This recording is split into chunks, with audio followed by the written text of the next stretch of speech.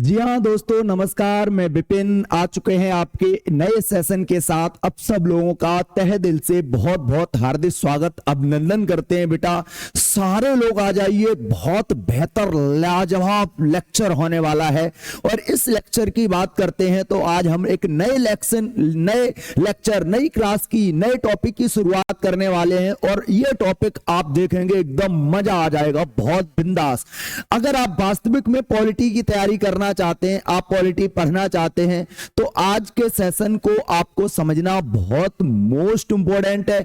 आज के सेशन अगर हम बात करते हैं तो मैं बहुत बेहतरीन चीजें हम आपके बीच में कवर कराने वाले हैं, बहुत अच्छी अच्छी चीजों को हम समझाने वाले हैं। तो आज का सेशन आपके लिए बड़ा ही लाजवाब रहने वाला है। तो सारे लोग आ जाइए। और आज क्या करना है, सबसे पहले आप आवाज के बारे में फीडबैक देंगे, क्या आवाज सही आ रही है कि नहीं आ रही है। तो एक बार सारे लोग सबसे पहले बताएंगे क्या कि आवाज क्लियर है या नहीं है। सबसे पहले आप बताओ आवाज क्लियर है या नहीं है, जल्दी से बताओ। क्या आवाज क्लियर आ रही है, बताओ। Pushpendra Yadav, good evening sir. बिल्कुल गुड इवनिंग। सचिन राजपूत हमारे बीच में आए। टिंकू भैया, ज्योति Yadav, Kaushal Yadav, good evening sir. आपको गुड इवनिंग। राधे कृष्णा, वंदे मातरम, भारत माता की जय। आप एक बार सारे लोग, जितने लोग जुड़े हैं वो सारे लोग पहले मुझे बताएंगे कि आवाज की क्लियरिटी कैसी है, साउंड कैसा आप तक पहुंच रहा है। क्या आज भी कोई साउंड में कोई प्रॉब्लम्स है या समझने में आपको कोई प्रॉब्लम्स है, साउंड क्लियर नहीं है, तो आप मुझे बता दें। ऋषभ यादव, बहुत बढ़िया। मनु यादव, गुड इवनिंग आपको भी।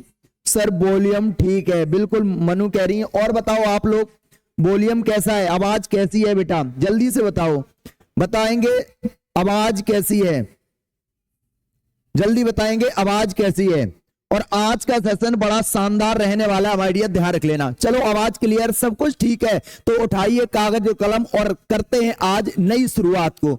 आज बेटा जो हमारा टॉपिक रहने वाला है, जिसमें हम प्रेम्बल यानी प्रस्तावना के बारे में पढ़ने वाले हैं। और प्रस्तावना समझो, ये हमारे पूरे संविधान का दर्शन कराती है। प्रस्तावना है क्या, पूरे संविधान का सार देती है। प्रस्तावना है क्या, प्रस्तावना संविधान की भूमिका है। प्रस्तावना है क्या, तब आप बता सकते हैं प्रस्तावना एक क्या है, एक संविधान में उल्लेखित जो चीजें हैं उसके बारे में शॉर्ट तरीके से पहले इसमें बता दिया गया कि हमारा प्रस्तावना में जो जो चीजें दर्शाई गई हैं वही चीजें आपको देखने को मिलेगी। कहां पर, भारतीय संविधान के अंतर्गत। माय डियर, प्रस्तावना की अगर बात करते हैं तो प्रस्तावना को संविधान के बाद में लिखा गया था और सबसे पहले उसे संविधान के सबसे पहले पृष्ठ पर उसे रखा गया है, यानी जोड़ा गया है।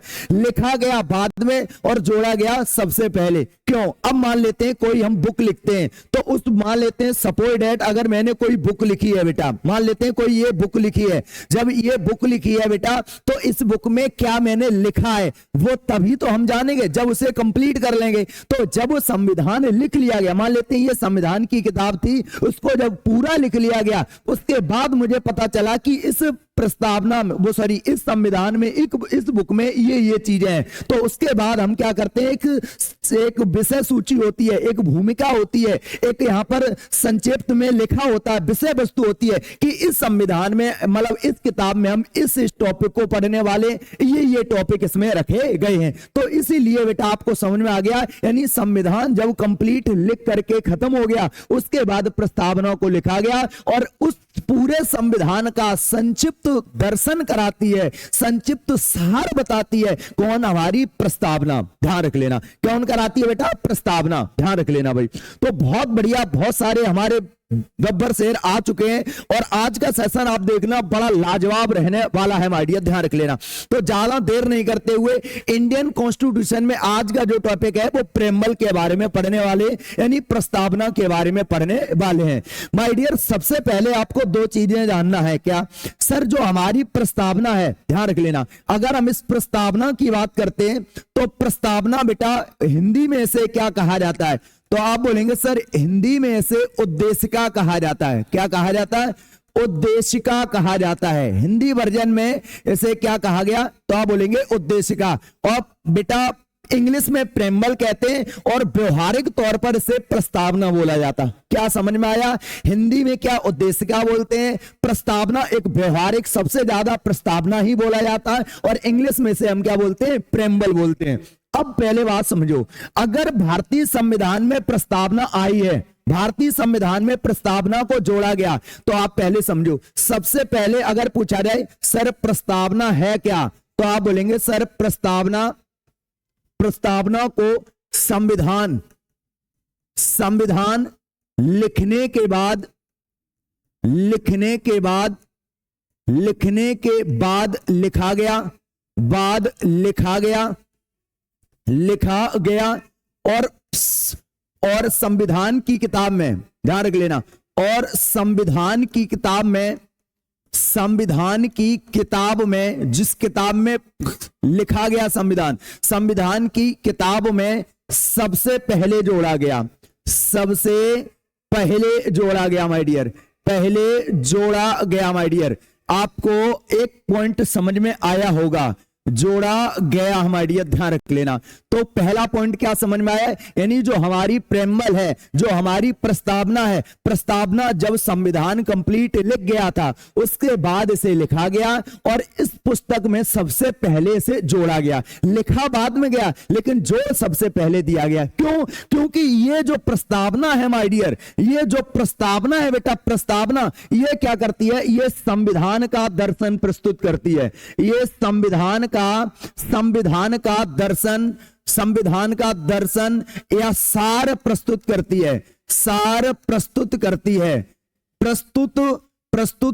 है माय डियर, ध्यान रख लेना। क्या करती है? सार प्रस्तुत करती है माय डियर, ध्यान रख लेना, ठीक है ना। अच्छा, संविधान का सार या संविधान का दर्शन प्रस्तुत करती है, कौन करती है? आप बता सकते हैं प्रस्तावना, और कह सकते हैं सर जो हमारी प्रस्तावना है वो संविधान की भूमिका को भी तय करती है। किसे?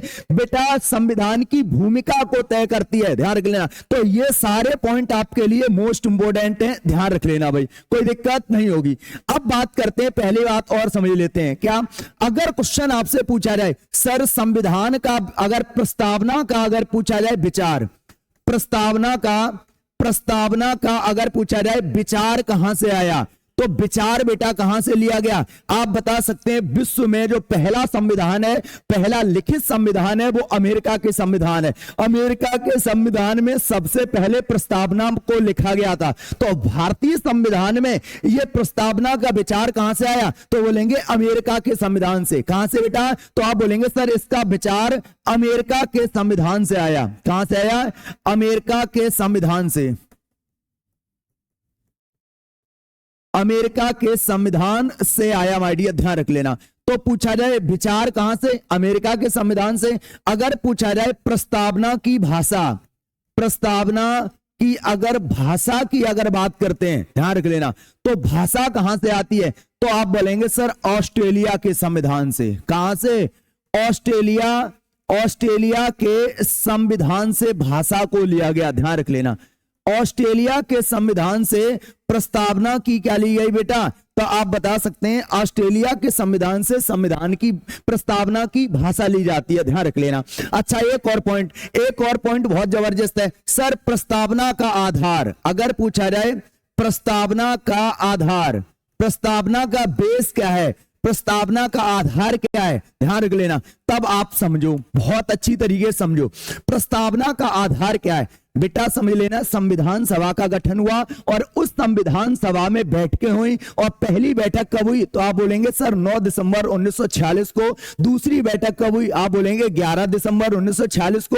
और तीसरी बैठक होती है 13 दिसंबर 1946 को। और उसी समय यानी 13 दिसंबर 1946 को पंडित नेहरू जी के द्वारा क्या किया गया था? एक उद्देश्य प्रस्ताव संविधान सभा में क्या किया गया था? पेश किया गया। और जिसे बेटा चतुर्थ जो बैठक होती है 22 जनवरी 1947 को पारित कर दिया गया। तो वही बेटा आधार है, यानी उद्देश्य जो प्रस्ताव है वो हमारी प्रस्तावना का क्या है? आधार है, ध्यान रख लेना।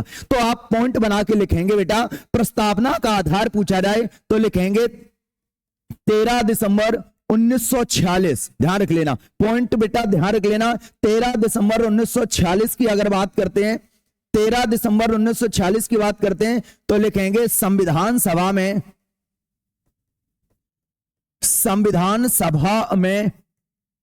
पीटी नेहरू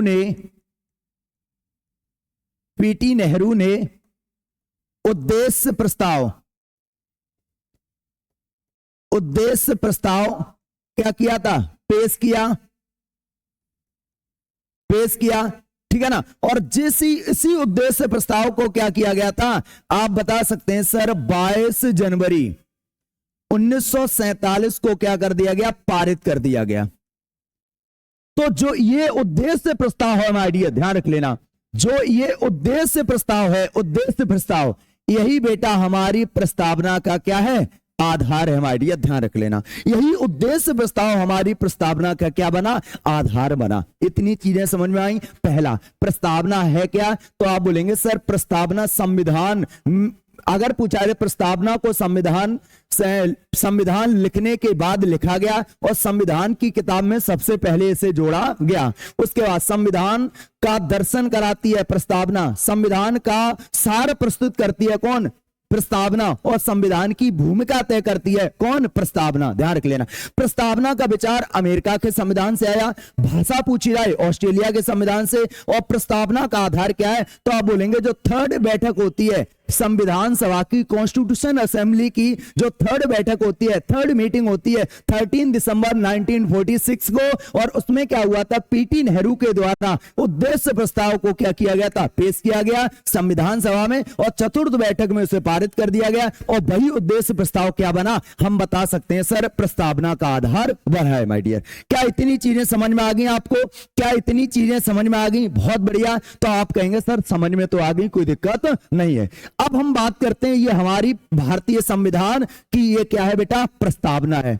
अब भारतीय संविधान के प्रेम्बल के बारे में बात करने वाले, प्रस्तावना के बारे में बात करने वाले। तो यहां पर ऐसे कितने मेरे बब्बर शेर और शेरनियां हैं जिनको प्रेम्बल के बारे में पता है, जिनको प्रेम्बल पूरी याद है, जो सुना सकते हैं, जिनको प्रेम्बल कंप्लीट है। कितने ऐसे लोग हैं जो इस प्रेम्बल के बारे में बता सकते हैं, बताओ कितने लोग, हैंड अप करेंगे बेटा, कितने लोग इसके बारे में बता सकते हैं, ध्यान रख लेना,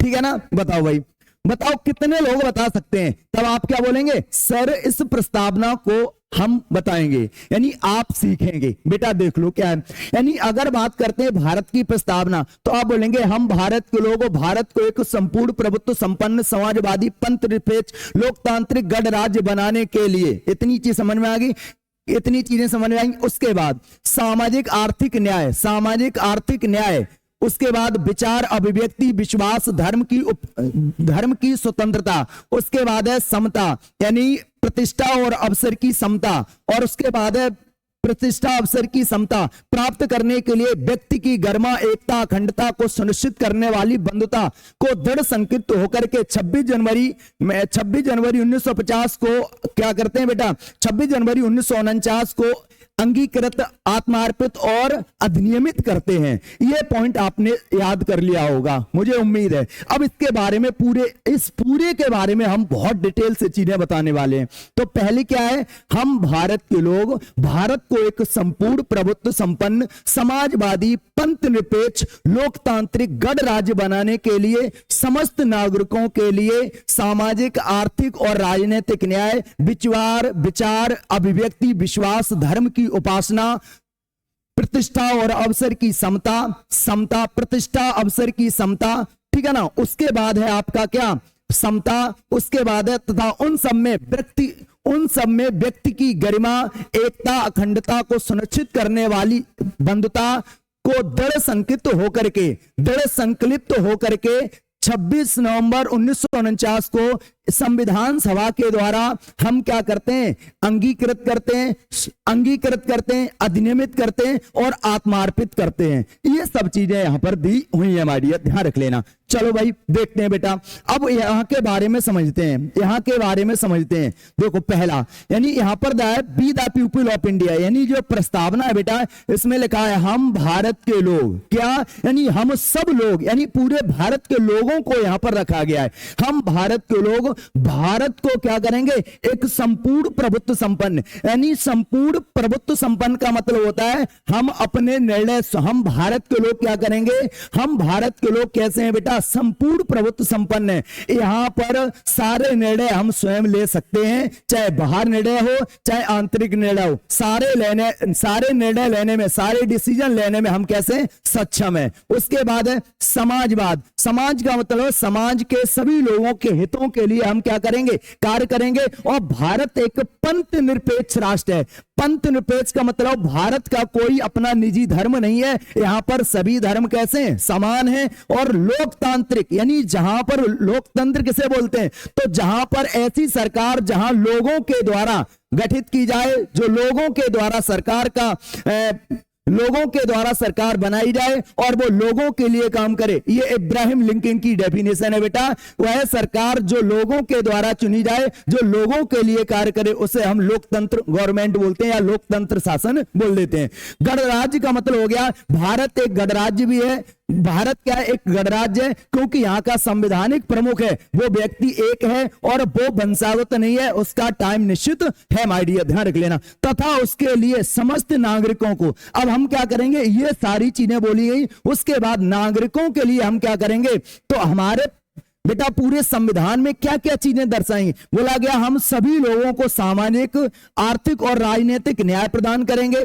विचार, अभिव्यक्ति, विश्वास, धर्म की उपासना की हम स्वतंत्रता देते हैं, यानी आप किसी भी धर्म को मान सकते हो, अपने एक्सप्रेशंस दिखा सकते हो, आप किसी की उपासना कर सकते हो, पूजा कर सकते हो, ये सारी चीजें, अपना विचार आप रख सकते हो, ठीक है ना। ये उसके बाद है प्रतिष्ठा, यानी प्रतिष्ठा और अवसर की आपको समता मिलेगी, यानी अवसर, आपके अंदर हुनर है, आपके अंदर स्किल है, आपके अंदर काबिलियत है, तो आपको समान अवसर मिलेगा, कोई भेदभाव आपके साथ किया जाएगा नहीं माय डियर, ध्यान रख लेना। उसके बाद है उन सब में व्यक्ति की गरिमा और राष्ट्र की एकता, अखंडता, व्यक्ति की गरिमा बनी रहेगी और राष्ट्र की एकता, एकता का मतलब हम सब एक साथ रहेंगे, अखंडता का मतलब खंड खंड ना होना। हम भारत क्या है, एक पूरा देश है, उसको हम खंडित होने देंगे नहीं माय डियर। और सुनिश्चित करने वाली बंधुता को बढ़ाएंगे, यानी भाईचारे को क्या करेंगे, हम बढ़ाएंगे माय डियर। ऐसा इस संविधान में बताया गया माय डियर। दृढ़ संकित होकर के अपनी इस संविधान सभा द्वारा आज तारीख 26 नवंबर 1949 को हिंदी में बोलते हैं मितित मार्गशीर्ष शुक्ल सप्तमी 2006 विक्रम संवत में ऐसे हम क्या करते हैं, एतत् द्वारा संविधान सभा द्वारा अंगीकृत, अधिनियमित और आत्मार्पित करते हैं। ये सारी चीजें आपके इसमें दी हुई है माय डियर, ध्यान रख लेना भाई। चलो भाई अब याद करते हैं बेटा आगे, ठीक है ना। अब बात करते हैं इसके बारे में। देखो भाई, अगर हम बात करते हैं जो प्रस्तावना है, ध्यान रख लेना, अगर हम बात करते हैं प्रस्तावना हमें 4 बातें सिखाती है।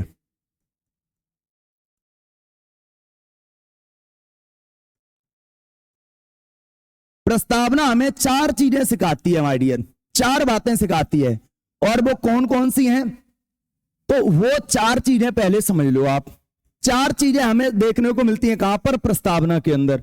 और वो कौन कौन सी चीजें हैं, तो उनके बारे में बात करते हैं हम पहले। चलो भाई, कौन कौन सी चीजें हैं जिसे हम प्रस्तावना में जानने वाले हैं, जिसे हम प्रस्तावना में पढ़ने वाले हैं माय डियर, ध्यान रख लेना। तो पहली चीज हमें प्रस्तावना में देखने को मिलती है क्या, कि शासन का स्रोत क्या है। शासन का स्रोत, भारत में शासन का स्रोत किसे बताया गया। पहली चीज हमें प्रस्तावना में क्या दिखती है, शासन का स्वरूप देखने को मिलता है, शासन का स्रोत देखने को मिलता है, ध्यान रख लेना। दूसरी बात, शासन की प्रकृति क्या है। दूसरी चीज है शासन की प्रकृति, शासन की प्रकृति हमें देखने को मिलती है, ठीक है ना। क्या देखने को मिलती है, शासन की प्रकृति देखने को मिलती है माय डियर, ध्यान रख लेना। अगला, संविधान का उद्देश्य, जो हमारा संविधान बनाया गया उसका क्या उद्देश्य है, संविधान का लक्ष्य क्या है या उद्देश्य क्या है। ये चीज देखने को मिलता है हमारी प्रस्तावना में। और चौथी चीज हमें देखने को मिलती है क्या, अधिनियमित की तिथि।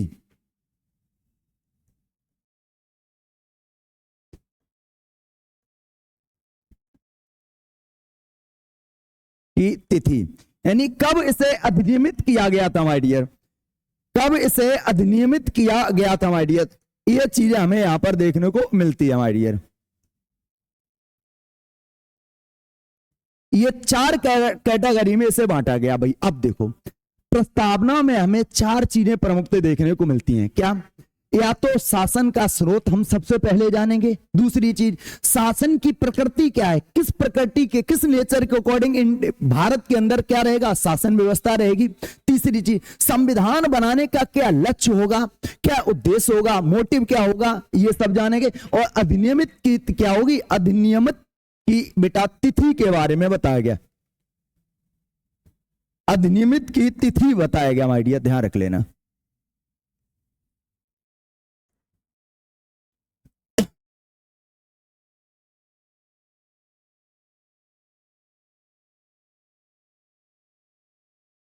की तिथि। अब इन चीजों के बारे में जानना बेटा, ध्यान रख लेना। पहला, भारत में सबसे पहले प्रस्तावना पढ़ते हैं तो हमें क्या शब्द सुनाई पड़ता है, हम भारत के लोग। क्या सुनाई पड़ता है, हम भारत के लोग। यानी क्या लेगा, be the people of India, यानी हम भारत के लोग। यानी भारत में सबसे ज्यादा क्या पावरफुल है, यानी जनता। यानी भारत में शक्ति का जो स्रोत है, ध्यान रख लेना, शक्ति का स्रोत, या फिर ऐसे लिख सकते हैं सर शक्ति का स्रोत क्या है, भारत में सबसे पावरफुल कौन है। तो आप बोलेंगे सर भारत में अगर शक्ति का स्रोत पूछा जाए, ध्यान रख लेना, शक्ति का स्रोत पूछा जाए, भारत में सबसे पावरफुल कौन है, तो शक्ति का स्रोत है बेटा भारत की जनता। कौन है, भारत की जनता। अभी बताएंगे इसके बारे में पूरा बहुत डिटेल से। यानी हमें शक्ति का स्रोत देखने को मिलता है हमारी प्रस्तावना के अंदर। यानी सबसे ज्यादा पावरफुल कौन है, तो आप बोलेंगे भारत के अंदर जो पावरफुल है वो वहां की जनता है। क्यों, क्योंकि जनता ही क्या करती है बेटा, वोट करती है, और वोट करने पर संसद के अंदर सदस्य जाते हैं, और सदस्य जाकर के एक सरकार बनाते हैं, और वही जो सदस्य संसद में पहुंचते हैं वो विधि बनाते हैं। तो विधि जब उन्होंने बनाई, कब, जब वो चुन के गए, और चुना किसने, लोगों ने चुना, तो पावरफुल कौन हुआ, यानी देश की जनता हुई ना। कौन हुई, देश की जनता। यानी देश की जो सरकार बनती है, जो कानून विधि बनाते हैं, उसको अभी किसने चुना, आप बोलेंगे देश की जनता ने चुना, लोगों ने चुना। तो सबसे पावरफुल कौन हुआ, लोग हुए। यानी भारत में शक्ति किसके पास है, यानी जनता के पास है। जनता चाहे उस व्यक्ति को प्रधानमंत्री बना सकता है, उसकी सरकार ला सकता है, और जनता चाहे तो उसे हटा भी सकता है। हमारी ध्यान रख लेना, ठीक है ना। अगला, दूसरी चीज हमें देखने को मिलती है बेटा, शासन की प्रकृति क्या होगी, शासन किस तरीके से होगा। तब हम बोल सकते हैं, तब वहां पर बताया गया है शासन की जो शक्ति प्रकृति होगी वो कैसी होगी, समाजवादी होगी। कैसी होगी, समाजवादी होगी। ध्यान रख लेना, कैसी होगी, समाजवाद। जो समाजवादी होगी माय डियर, ध्यान रख लेना। सामाजिक कैसी होगी बेटा, समाजवादी होगी माय डियर, ध्यान रख लेना। संपूर्ण प्रभुत्व संपन्न होगी, संपूर्ण प्रभुत्व संपन्न होगी। अभी इन सब के मीन्स बताने वाले हैं। संपूर्ण प्रभुत्व संपन्न होगी माय डियर। और कैसे, हम भारत के लोग भारत को एक संपूर्ण प्रभुत्व संपन्न समाजवादी पंथ निरपेक्ष होगा। यहां पर लोकतंत्र होगा, लोकतांत्रिक, और गणराज्य। और हमें क्या मिलेगा, गणराज्य। यानी शासन की प्रकृति सामाजिक होगी, सभी लोगों के हितों के लिए कार्य किया जाएगा। भारत एक कैसा होगा, भारत की जो शासन प्रणाली होगी वो संपूर्ण प्रभुत्व संपन्न, यानी सर्व शक्तियां सरकार के पास होंगी। निर्णय लेने में क्षमता स्वयं होगी, चाहे वो बाह्य मामले हो चाहे आंतरिक मामले हो, सब में निर्णय लेने की, जो डिसीजन लेने की जो क्षमता होगी वो भारत सरकार की होगी।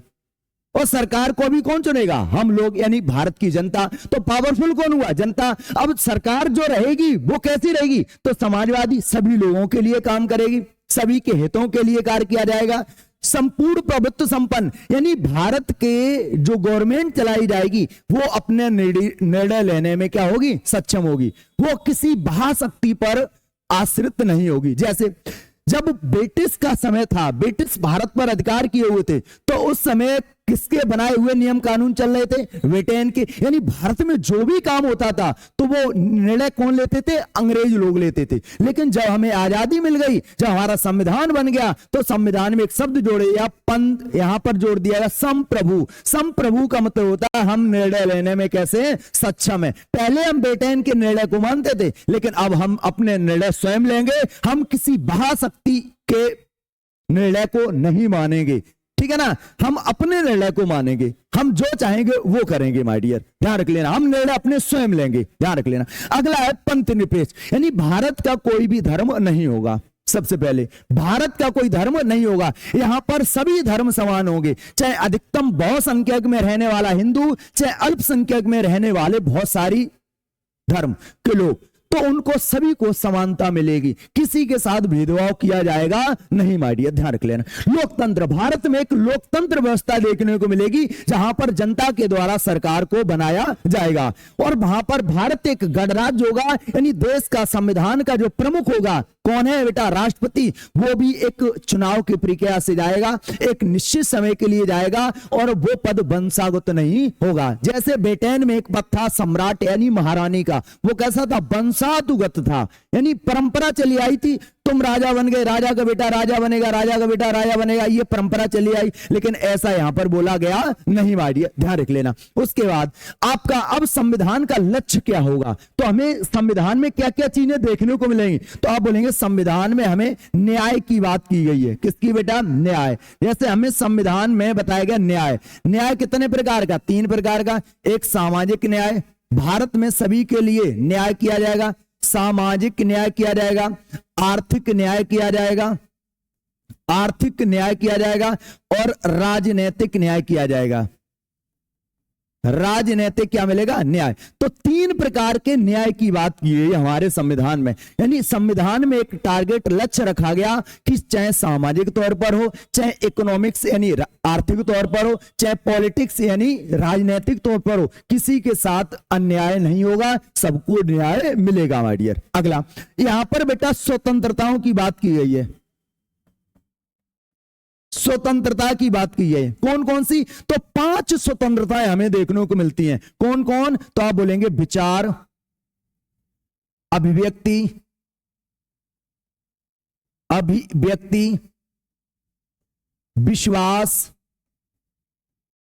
विश्वास, धर्म और उपासना। ये हमें क्या देखने को मिलती है, यहां पर स्वतंत्रताएं देखने को मिलती हैं। ये यहां पर हमें स्वतंत्रताएं, यानी स्वतंत्रताएं कितनी है, तो आप बोलेंगे 5 प्रकार की स्वतंत्रताएं हमारे प्रेमबल में बताई गई माय डियर। उसके बाद हमें समता देखने को मिलती है। समता, चाहे वो प्रतिष्ठा की हो, चाहे वो अवसर की हो, चाहे वो कैसी हो, अवसर की हो, यानी अपॉर्चुनिटी, यानी सभी को अवसर मिलेगा, जिसके अंदर स्किल है, जिसके अंदर काबिलियत है, जिसके अंदर हुनर है, वो अपना हुनर दिखा सकता है माय डियर। समता, ध्यान रख लेना। और उसके बाद है व्यक्ति की गरिमा, व्यक्ति की गरिमा रहेगी, ठीक है ना, व्यक्ति की क्या रहेगी, गरिमा रहेगी। एकता, अखंडता और बंधुता रहेगी। एकता, अखंडता और बंधुता रहेगी माय डियर।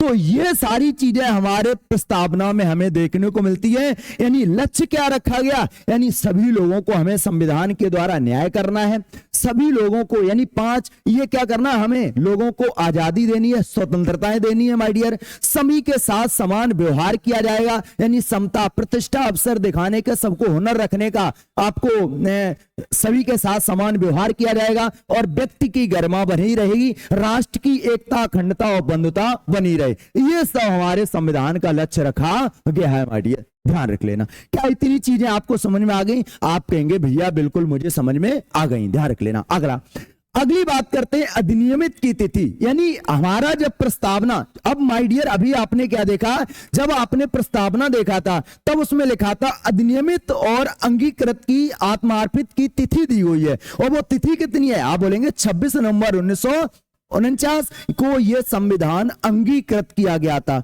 आत्मार्पित किया गया था, स्वीकृत किया गया था, ध्यान रख लेना। तो वही चीज हमें तिथि भी यहां पर देखने को मिलती है माय डियर। तो यहां पर क्या है, संविधान लागू होने की तिथि, संविधान पूर्ण होने की तिथि, पूर्ण होने की तिथि दी हुई है, सॉरी, और ये कितनी है, तो आप बोलेंगे सर 26 नवंबर 1949, 26 नवंबर 1949 अधिनियमित किया गया था किसे, संविधान को। तो पहली बात समझ लो ओवरऑल, अभी मोटा मोटा आपको एक माइंड मैप तैयार कर रहे हैं क्या, कि प्रस्तावना क्या है, प्रस्तावना संविधान का दर्शन कराती है, प्रस्तावना संविधान का सार है, प्रस्तावना में जो संविधान में चीजें उल्लेखित हैं उसको शॉर्ट तरीके से प्रस्तावना में दर्शाया गया है, शॉर्ट तरीके से प्रस्तावना में दर्शाया गया। प्रस्तावना में जो लिखा गया पहला, be the people of India, यानी हम भारत के लोग, यानी भारत के लोगों की जो भारत में जो शक्ति है वो सबसे ज्यादा किसके पास है, भारत की जनता के पास है, भारत के लोगों के पास क्या है, पावरफुल है, शक्ति है, ध्यान रख लेना। दूसरा, शासन की प्रकृति कैसी रहेगी, शासन की प्रकृति रहेगी समाजवादी रहेगी, संपूर्ण प्रभुत्व संपन्न रहेगी माय डियर, और पंथ निरपेक्ष, लोकतांत्रिक और गणराज्य जैसी व्यवस्था हमें देखने को मिलेगी माय डियर। संविधान का लक्ष्य या उद्देश्य क्या रहेगा, तो संविधान का लक्ष्य रहेगा हम सभी के साथ न्याय करेंगे, और 3 आधार पर, चाहे सोशलिस्ट तौर पर, चाहे इकोनॉमिक्स तौर पर, चाहे पॉलिटिक्स तौर पर, सभी के साथ क्या किया जाएगा, न्याय किया जाएगा। हमें फ्रीडम से यहां पर मिलेंगी, चाहे विचार, अभिव्यक्ति, विश्वास, धर्म और उपासना की हमें फ्रीडम्स रहेगी। उसके बाद सभी को इक्वालिटी यानी समानता रहेगी, चाहे प्रतिष्ठा और अवसर की हो, व्यक्ति की गरिमा बनी रहेगी, और एकता, अखंडता और बंधुता की भाईचारा हमें इस देश में देखने को मिलेगा, जब इस संविधान को इसलिए हम बना रहे हैं। और यहां पर क्या है, अधिनियमित की तिथि है, यानी संविधान पूर्ण कब हुआ, तो आप बोलेंगे 26 नवंबर 1949 को ये क्या हो गया, पूर्ण बन करके लागू, मतलब पूर्ण बन करके तैयार हो गया था, और उसमें से 16 अनुच्छेदों को क्या कर दिया गया था, उसी समय लागू कर दिया गया था माय डियर। 16 अनुच्छेद लागू कर दिए गए थे। उसके बाद उसी में लिखा गया था कि पूरा संविधान है वो 26 जनवरी 1950 को पूर्ण तरीके से पूर्ण भारत में लागू कर दिया जाएगा। क्या इतनी चीजें आपको समझ में आई? आप कहेंगे भैया समझ में आ गए, कोई दिक्कत नहीं है भाई। पूनम कह रही है थोड़ा स्लो पढ़ाओ क्योंकि आप बहुत तेज से पढ़ा रहे हो। बहना कुछ तेज से ना पढ़ा रहे, अभी तो एक ओवरव्यू आपका माइंड तैयार किया है, अब पढ़ाना हम शुरुआत करते हैं। तो हेडिंग डालो, सबसे पहले हमें क्या पढ़ना है, शक्ति का स्रोत क्या है। हेडिंग डालो, भारत में शक्ति का स्रोत। हेडिंग डालो, प्रस्तावना में, प्रस्तावना या फिर भारत में, प्रस्तावना में वर्णन है क्या भारत में शक्ति का स्रोत क्या है, शक्ति का स्रोत क्या है। तब आप क्या बोलेंगे, सर भारत में जो शक्ति का स्रोत है वो कौन है, अभी आपको बताया भारत की जनता। कौन है बेटा, तो आप बोलेंगे शक्ति का स्रोत है भारत की जनता। कौन है बेटा, भारत की जनता है, यानी भारत की जनता है वो कैसी है, सर्वोच्च है, यानी सबसे ज्यादा पावरफुल है। ध्यान रख लेना, यानी जनता के पास शक्ति है, सर्वोच्च शक्ति किसके पास है, जनता के पास है। ध्यान रख लेना, यानी इसका मतलब क्या हो गया, यानी भारत की यानी जनता के पास, जनता के पास, जनता के पास क्या है बेटा, सर्वोच्च शक्ति है, सर्वोच्च क्या है, शक्ति है माय डियर। ध्यान रख लेना, सबसे पावरफुल कौन है, जब जनता के पास सर्वोच्च शक्ति होती है माय डियर। ध्यान रख लेना, जब जनता के पास सर्वोच्च शक्ति होती है तब वहां पर लोक प्रभुत्व देखता है। वहां पर क्या मिलता है, तो उसे हम क्या कहते हैं, लोक प्रभुत्व कहते हैं, लोक प्रभुत्व कहते हैं। क्या बोलते हैं, तब उसे लोक प्रभुत्व कहते हैं। यानी जब जनता के पास पावर्स हो, जब किसी देश में जनता पावरफुल हो, ध्यान रख लेना, तो उसे हम क्या बोलते हैं, लोक प्रभुत्व बोलते हैं, पॉपुलर सबऑर्डिनेटी से बोलते हैं। ठीक है ना।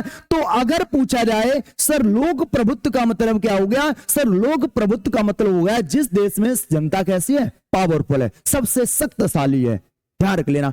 तो अब आगे देखेंगे क्या वास्तविक में भारत की जनता शक्तिशाली है, क्या यहां पर संविधान में ऐसे ही वर्णन इसका कर दिया गया, प्रस्तावना में इस चीज को ऐसे ही लिख दिया गया, हम अभी आगे पढ़ने वाले हैं, टेंशन मत करना माय डियर, ध्यान रख लेना। तो सबसे पावरफुल कौन हुआ, यानी भारत की जनता हुई, ध्यान रख लेना, यानी लोक प्रभुत्व जनता के पास है। अब ये क्या है सर, लोक प्रभुत्व का मतलब होता है जनता कैसी है, अपने निर्णय स्वयं लेगी, जनता चाहेगी तो वो चीजें कर सकती है, ध्यान रख लेना, चाहे वो सरकार का गठन हो, चाहे सरकार का गठन हो, चाहे सरकार को हटाना हो, ये सारी पावर्स किसके पास है, जनता के पास है, ध्यान रख लेना। सर कैसे माने, एग्जाम्पल बता दो सर, एग्जाम्पल की बात करते हैं, देखा लिखना नहीं है, ये क्या है, जैसे अगर देखना है ना, यानी भारत में शासन कौन चलाता है, तो आप बोलेंगे भारत में शासन चलाती है सरकार, कौन चलाती है, सरकार। और सरकार में कौन होते हैं, तो सरकार कैसे बनती है, तो आप बोलेंगे संसद में सदस्य आते हैं,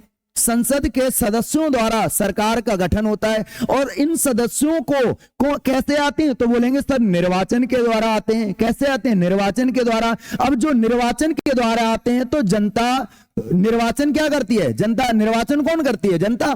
तो अब बताओ जनता ने निर्वाचन किया, वोट डाला, तब ये संसद के सदस्य यहां पर संसद में पहुंचे, तब ये सरकार को गठित किए, और तभी सरकार क्या करेगी, शासन चलाएगी। जब और इसी समय सरकार क्या करेगी, विधि बनाएगी, क्या बनाएगी, कानून बनाएगी, विधि बना करके ही तो शासन चलाया जाएगा, कानून बनाकर ही तो शासन चलाया जाएगा, ध्यान रख लेना। यानी जनता ने निर्वाचन किया, वोट डाला, वोट डालने के बाद ये संसद में सदस्य पहुंचे, इन्हीं ने मिलकर के सरकार बनाई, और सरकार ने मिलकर के क्या कोई विधि कानून बनाया, और कानून से ही किसी देश में क्या चलता है, शासन चलता है, क्या चलता है, शासन। तो अब बताओ इस पूरी प्रक्रिया में सबसे पावरफुल कौन हुआ, आप बोलेंगे संसद। अरे भाई साहब कैसे हुआ, अगर जनता चाहती ना तो क्या ये सदस्य यहां पर पहुंच जाते, नहीं पहुंचते, तो पावरफुल कौन हुआ, आप बोलेंगे जनता हुई ना, कौन हुई ना, जनता हुई ना। तो आप भारत में सबसे पावरफुल कौन हुआ, तो बोलेंगे भारत की जनता, माय डियर, ध्यान रख लेना भाई।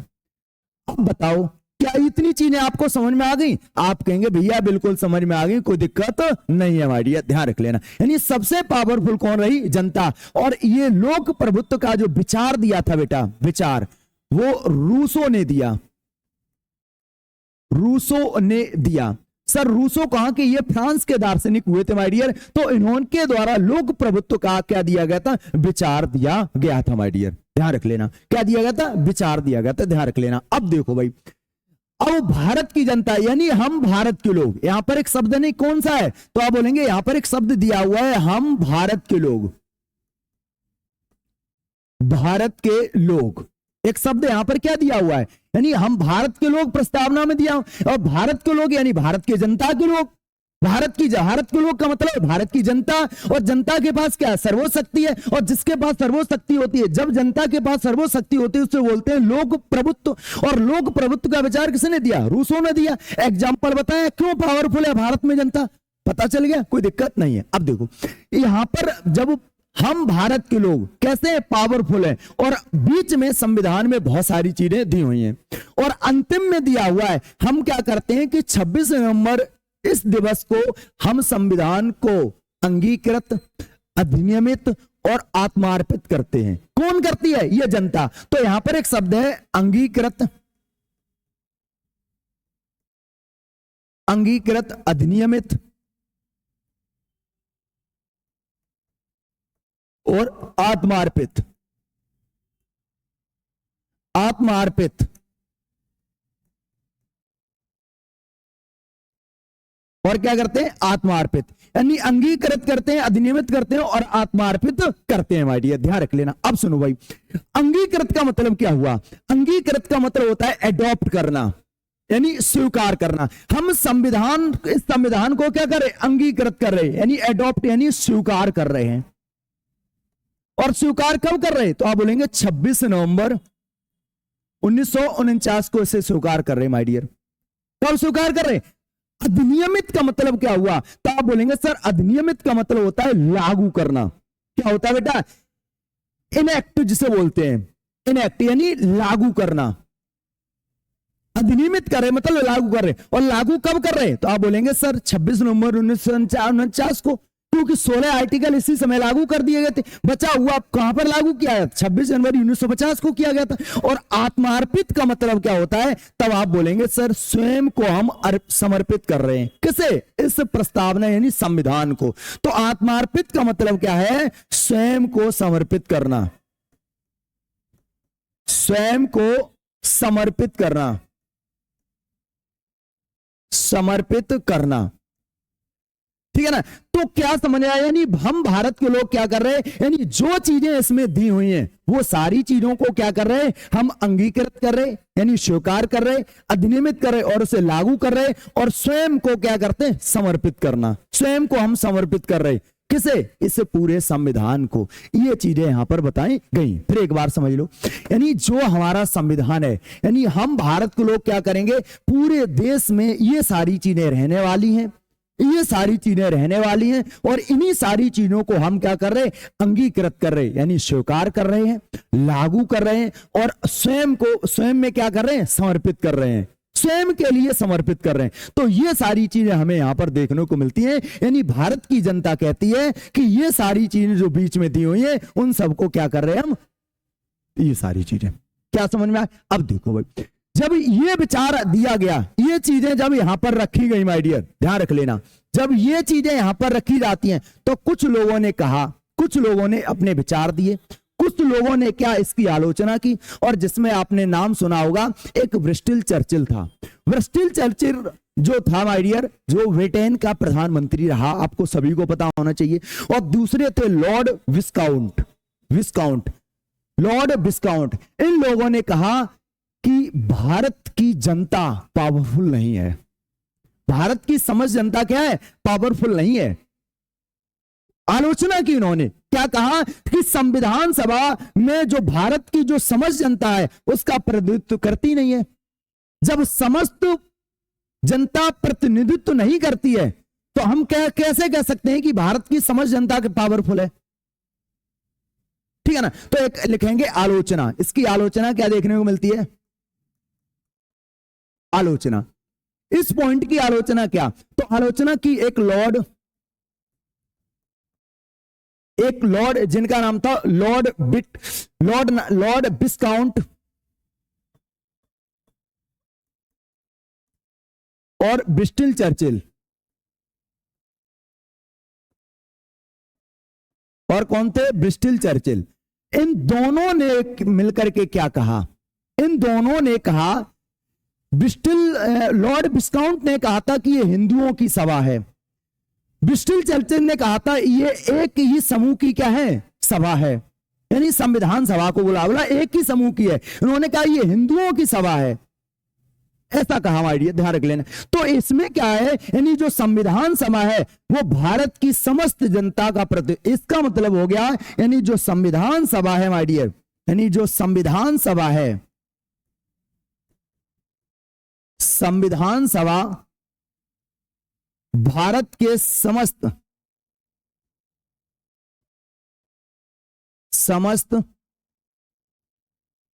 जनता का प्रतिनिधित्व नहीं करती है,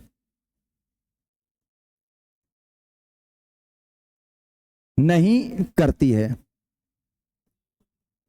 प्रतिनिधित्व नहीं करती है, समस्त जनता का प्रतिनिधित्व नहीं करती है माय डियर, ध्यान रख लेना भाई। ये किसने कहा? तो आप बोलेंगे ये इनके द्वारा कहा गया था। एक व्यक्ति और हुए थे, केसी वेयर। केसी वेयर ने कहा था माय डियर कि जो भारत की जो संविधान सभा है, भारत में लोक प्रभुत्व का एक भ्रम है, भारत में शक्तिशाली लोग नहीं है, ध्यान रख लेना। तो केसी नियोगी अगर पूछे जाए तो ये संविधान के बहुत बड़े कह सकते हैं, संविधान के विशेषज्ञ रहे हैं। तो केसी वेयर, और केसी वेयर ने क्या कहा? यानी भारत में लोक प्रभुत्व, भारत में लोक प्रभुत्व भारत में लोक प्रभुत्व भ्रम है, यानी भारत में लोक प्रभुत्व नहीं है माय डियर, ऐसा इन्होंने कहा। अब अच्छा, जब ये चीजें कही गई तो किस बात पे कही गई इन्होंने, तो वो भी जान लेते हैं। तो इन्होंने क्या किया, आप बेटा समझ लो, जब संविधान सभा का गठन हुआ, और संविधान सभा का बेटा समझ लेना, यहां पर बता दे रहे, जब संविधान सभा बनती है, ध्यान रख लेना, जब वो संविधान सभा बनी तो संविधान सभा में क्या हो गए, लोग आए, और जो सदस्य आए वो बेटा कैसे आए, तो सदस्य जो आए माय डियर, या तो वो निर्वाचन के द्वारा आए, या तो वो मनोनीत के द्वारा आए, यानी देशी रियासत से मनोनीत होकर के आए थे, और ब्रिटिश जो भारत था वहां से क्या आए थे, निर्वाचित होकर आए थे। और इनका जो निर्वाचन हुआ था वो कैसे हुआ था, अप्रत्यक्ष निर्वाचन, अप्रत्यक्ष निर्वाचन हुआ था। और अप्रत्यक्ष निर्वाचन भी कैसे हुआ, तो आप बोलेंगे सर उस समय क्या हुआ था कि भारत में जो राज्यों के अंदर विधानसभाएं थी, जो विधायक थे उन्होंने इनको चुना था माय डियर, यानी राज्य के अंदर जो प्रांतों में जो विधायक थे बेटा, विधायक थे, उन्होंने ही बेटा इनको क्या किया, वोट किया। अब बताओ, जो विधायक चुने गए थे माय डियर, ध्यान रख लेना, वो कैसे उनका हुआ था चुनाव, और चुनाव में मात्र उस समय वोट किए थे किसने, भारत में वोट करने का मात्र 10% लोगों ने, क्योंकि सार्वभौमिक मत करने का अधिकार ही था, मात्र 10% लोगों ने वोट किए थे, और वो भी किसने, जो शिक्षा से, जिनको पास एजुकेशन अच्छी थी, या जिनके पास संपत्ति अच्छी थी, जिनके पास संपत्ति अच्छी थी। अब बताओ, भारत में पहली बात समझ लेना, यानी भारत में जिनके पास एजुकेशन और संपत्ति अच्छी है, उन्होंने किसे चुना, प्रांतों के विधानसभा के अध्यक्ष, प्रांतों में जो विधानसभा थी उनको चुना। और ये मात्र 10% लोग थे, कितने, यानी पूरे भारत के 10% लोग थे, 90% लोगों ने तो वोट ही नहीं किया, 90% लोगों ने क्या नहीं किया, मात्र 10% लोग उस समय शिक्षा और संपत्ति से जुड़े थे, उन्होंने वोट डाला, और वोट डालने पर किसे चुना, प्रांतों के विधायकों को चुना। और उन्हीं प्रांतों के विधायकों ने बेटा किसे चुना था, संविधान सभा के सदस्यों को चुना, संविधान सभा के सदस्यों को चुना। अब बताओ, क्या ये जो संविधान सभा में जो सदस्य आए, क्या सभी जनता के द्वारा नॉमिनेट किए गए थे, जनता के द्वारा वो चुने गए थे? अब बोलेंगे सभी जनता के द्वारा चुने नहीं गए थे, क्योंकि उस समय सिर्फ मात्र 10% लोगों ने वोट डाला था, 90% ने डाला ही नहीं। तो यही व्यक्ति यही कहते हैं कि भारत में लोक प्रभुत्व भ्रम है, यानी भारत संविधान सभा में भारत के समस्त जनता का प्रतिनिधित्व नहीं करती है, प्रतिनिधित्व नहीं करती है, क्योंकि उस समय 10% लोगों ने वोट डाले, 90% प्रतिनिधित्व नहीं करती है। तो आप कैसे कह सकते हो कि भारत की जनता शक्तिशाली है? फिर भारत के बहुत सारे राजनीतिक गाय, उन्होंने इसकी सफाई दी आकर के, कहा कि उस समय सब लोगों को वोट डालने का हक नहीं था, जिनके पास हक था उन्होंने जनता का ही प्रतिनिधि किया, जनता ने उन पर भरोसा किया, इसलिए वो सदस्य वहां पर पहुंचे। और उस समय क्या हुआ, संविधान सभा का गठन हुआ, और उसी संविधान सभा के द्वारा संविधान को बनाया गया, और जिसमें बेटा सबसे शक्तिशाली किसे, जनता को माना गया माय डियर। क्या इतनी चीजें आपको समझ में आ गई? क्या इतनी चीजें आपको समझ में आ गई? क्या इतनी चीजें आपको समझ में आ गई? आप कहेंगे बिल्कुल भाई।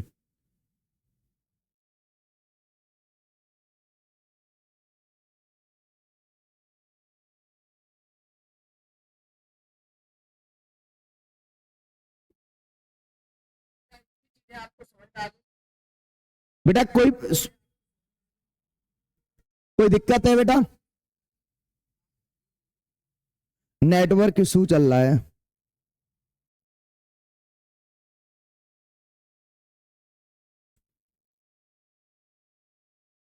बताओ क्लास कैसी, एक बार कमेंट में नीचे बताएंगे बेटा।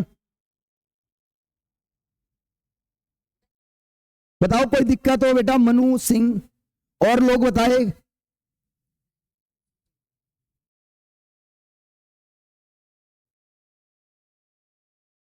बताएं बताएं भाई।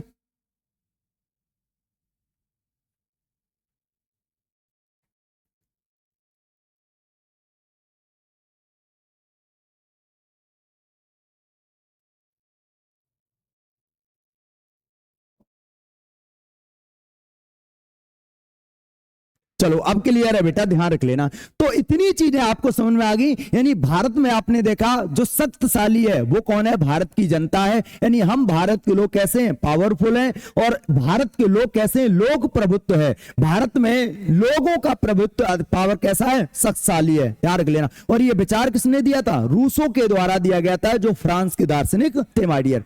और इसी यानी हम सब लोगों ने क्या किया था, अंगीकृत किया था, यानी इस संविधान को स्वीकार किया था, अधिनियमित किया और उसे लागू कर दिया और स्वयं को समर्पित किया। स्वयं को क्या कर लिया, समर्पित कर लिया। तो और ये सारी चीजें आलोचना भी हमें देखने को मिलती हैं, ये सारी चीजें आपके पास हो गई, ध्यान रख लेना। तो आज का सेशन हम कहीं ना कहीं थोड़ा नेटवर्क इशू के कारण आज के सेशन को हम यहीं पर रोकते हैं। कल से हम आपका पूरा आगे टॉपिक कवर कराने वाले हैं हमारे लिए, ध्यान रख लेना, ठीक है ना। कल से सारी चीजें, क्योंकि इशू आ रहा है मैं देख रहा हूं बहुत ज्यादा, क्लास नहीं चल रही बिल्कुल।